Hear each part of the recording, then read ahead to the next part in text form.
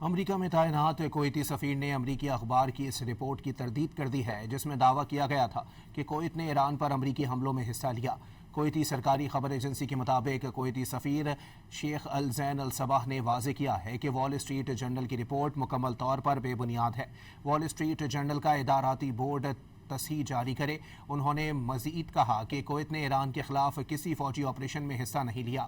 امریکی اخبار نے کویت اور بحرین کی جانب سے ایران پر خفیہ طور پر حملے کرنے کا دعویٰ کیا تھا۔ امریکہ میں تعینات کویتی سفیر نے امریکی اخبار کی اس رپورٹ کی تردید کر دی ہے جس میں دعویٰ کیا گیا تھا کہ کویت نے ایران پر امریکی حملوں میں حصہ لیا۔ کویتی سرکاری خبر ایجنسی کے مطابق کویتی سفیر شیخ الزین الصباح نے واضح کیا ہے کہ وال اسٹریٹ جرنل کی رپورٹ مکمل طور پر بے بنیاد ہے۔